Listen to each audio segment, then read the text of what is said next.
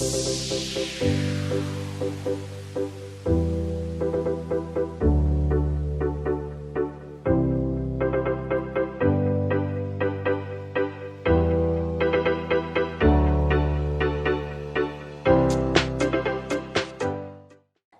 to Spotlight TV. I'm your host, Dr. Larry Carnes. We're excited to have you with us today. We have a very special guest, Mr. Chris Steed, and he has an exciting book. Listen to this, The 7 Songs, Tales of Will the Teacher. I found that very intriguing as I began to look and began to just dig into the book and do some research. Chris, welcome to the broadcast, and how are you today? Thank you. Well, I'm very pleased to be here. It's speaking to you from the UK, and it's an evening where I'm speaking from, and it's a bit chilly here. So here I am, though. We're so excited to have you as our guest.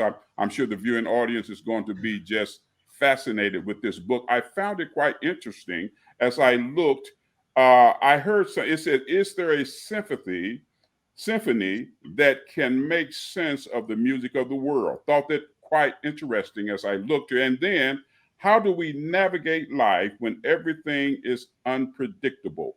And you also use Ecclesiastes 7:25. I looked at that and thought that quite interesting.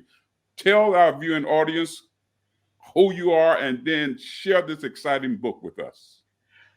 Great. I'm really pleased to. So I'm Chris, and I've had a varied career. I've done lots of things in my life and been around a lot. And the thing is, about 25 years ago now, must have been 1995, 96, I was at a conference here in the UK, and I just heard the words like clear as day, like as if you're talking to me now. And these words said, write it, write it. And, well, what shall I write? But I just knew then that I should begin to write stuff down as I was getting ideas and inspiration, hopefully, and began to write things about how to speak to our times, what to say to our world. And I had a kind of an idea about writing something in a mystical way. You know, C.S. Lewis is a big figure, and writing something that would be a bit mystical and intriguing. And I came up with the idea of the 7 songs, meaning the big themes that are playing in our world, and tuning into the big stuff, the big themes playing. And I wrote a first draft of this back in the year 2000. I sent it off to various publishers, and they said, well, it's nice writing, but what's the context? What's the impetus? What's the push? And from there, I thought, yeah, okay, back in the cupboard for 20 years. Then came COVID, then came the pandemic, then came lockdown. And maybe I've just got a context here where I can just dress it up in a kind of a fictional way, but just ask the people of our day, what do you think is the big stuff, and how does your world hang together? How do you put things together? So whatever is your belief system, what do you think is ultimate? What do you think are the big themes? But how do you put that together in a symphony? Now, for me, I believe in God, right? I believe in the ultimate stuff of justice and love and connection and redemption. But you can believe that or not, that's up to you. But I want to know, how do you put your world together? What you think is ultimate? You know, supposing, if, for example, if you believed in sci-fi, if you were a real sci-fi enthusiast, well, yes. I was a Trekkie myself at one time. You know, it's fine. But do you think that those kind of beings that are portrayed in these wonderful episodes, do you think they control the universe? Are they sort of in charge, the power that rules? And if so, how do you account for the for the love and the search for meaning, which is within you. So basically, that was the gist of it. And I gave these song titles. Like the first song is the Song of Birds and Endless Stars. I noticed that. It's Yeah, about the creation. that was And quite. the second one is called The Riddler and the Riddle. And it's about the puzzle of life. The How do we Riddler. make sense of things? So say that again, the Riddler and the Riddle. Yeah. And how do we make sense of things that's taking place? Now, you mentioned the pandemic, which is quite intriguing. So you made it applicable to today and what people have been experiencing over the past couple of years. And I looked, you said something about Song of the Threefold Chord. So yeah, that's Yeah, very. so the Song of the Threefold Chord is about community and takes us into the book of Ecclesiastes, which is this wonderful book of the riddle of life, and it talks about the threefold cord, like a Yeah, rope. You know, yeah. if you weave it together, it cannot be broken, and that's about community. And I liken that then to social solidarity, which is so frayed, like a bit of rope that's really frayed. You know, not just in U.S. politics, polarized, but generally in the world. You know, we saw a search for community, Yes. things that would bring us together, the threefold cord. But it doesn't stop there. There's the Song of the Flame that leaps upward, which is about the search for something beyond ourselves, God, or however you language it. And then the last one is the Song of Diamonds in the Dust. The Song of Diamonds in the Dust. And that one is all about hope. What do you have which is hopeful? Because in these last months, we've become refugees from our own existence. Now, unpack that for us. Refugees of our own existence. Unpack that a little bit. Share that with our audience. Meaning that the ways that we used to do life, all the familiar world that we inhabited, the sort of pathways, all that suddenly got upturned. Yes. Ideas about progress, ideas of how my life would move forward. It's all got suddenly upturned, and so we became a refugee from our own familiar world. Oh, wow. Yeah, yeah. Now that's intriguing. I'm hearing you communicate, and beneath the surface, I'm hearing you talking about like diamonds in the dust, uncovering and discovering the true essence of who we really are in the midst of the pandemic, in the midst of the Yep. chaos. We can still uncover and discover the true riches and values of who we are. That's that. But That. it's also about the big stuff. Yeah. You know, what are the big themes playing in our world? And crucially, I come back to this: how do we put life together?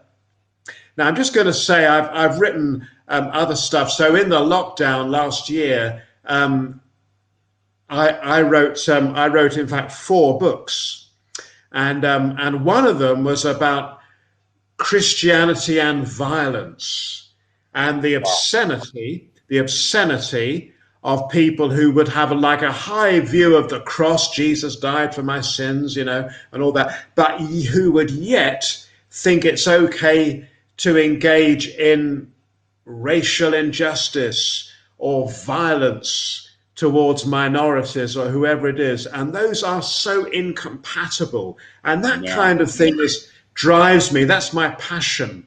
And Yeah. that book is called The Red Stain of Cain. And that was also published last year along with the 7 songs. Now, that's a powerful statement that you just made. You're talking about unity, you're talking about redemptive consciousness, and really, we are all one blood. We were created all in the same image and the same likeness. So you just hit on something there that is so powerful. If the world could grasp that, and that become the reality of the world, then we would find ourselves stepping back into Genesis 1:26 and doing what we were Yeah, created to do. yeah, absolutely, we would. Yeah, but you see, the obscenity of of of those who would espouse sort of a view of the cross, a view of the crucifixion of Jesus, the death of Christ, and yet engage in or condone violence or injustice when Jesus himself was a victim of the violence, a Yeah, victim of injustice. And, Jesus didn't just drink hemlock or poison like Socrates, the Greek philosopher. He endured the most horrendous death, which is incredibly violent. And so, what have we to say to the violence of our times? absolutely. And I mentioned something of that, and it's a new take on the idea of atonement. And Cain and Abel. Cain was the first murderer, you see. Yeah, And so I just mention this now because it might be relevant to some of your viewers who might want to look this up. The red stain of Cain, I call it, but it's also comes out in the seven songs. The awesome. injustice. Who will stand against the injustice? That is so powerful. Now you've shared, I mean, within this time frame that we had available to us, you shared some powerful insights. And really it's the peeling. I believe that the revealing is in the peeling, and you peeled back layers to Nice give one. people Nice some one. insight into some things. In the little time that we have left, I want you to take a minute and share with people information on how they can get in touch with you, how they can contact you, and where they can get this powerful book. Take about a minute to do that. We have a couple of minutes left. Okay, well, thank you. My day job at the moment, in addition to writing, but I teach on psychotherapy. I'm bringing a new model of therapy to bear to help hurting people, and it's all on my website. I've got a website, www.christophersteed, that's me, .co.uk, www.christophersteed.co.uk, and that's got all my stuff out there, but it's available as well on Amazon and other places you can get these books. You see a novel there that I also did last year. So there's quite a bit of stuff, hopefully of interest. That's awesome. That's awesome. So give them that contact information again. Now, are you available? Do you speak? Do you go places, or do you do everything virtually? Yes, I go to places. I haven't been traveling so much in the last period of time, but Yes. I'm always happy to go and talk to audiences. Plus, as well, I go to conferences, but a lot of that's online, of course, at the moment. Of course, yeah, with the virtual, with what we're doing now, what we're facing, yeah, that is so powerful. You have really unpacked and gave people an opportunity to take a peep into a world that could really be transformational, if you would, I if they believe would be so. willing to uncover and discover. It's a power of transformation. You It spoke is. so eloquently about that and given our audience just a glimpse. I would encourage each and every one of you to go. I know you can go to Amazon. The book is there. I've gone, I've seen it. You can go to Amazon, find out the different books that Chris has available, and get those books, and you will be impacted. It will transform your world. Take 30 more seconds, Chris, and just give a couple of nuggets before we go. So I come back to this. How do you put your world together? What is the big stuff? Take a step back and look at how you view what is ultimate. And if we can tune in to the music of the world, and indeed what's going on in other people's lives, the music playing in people's lives, then I believe that's transformational. We can not just meet at the surface Yes. noise, but we can tune in to the deep things playing in your life, in your life, in your heart. Thank you. That is That's so where we can powerful. meet. That's where we Yeah. can meet. So Chris is talking about a convergence, a place where two roads meet, where we can converge and find all things in common. Listen, we're so glad that you took the time out of your busy day to join us.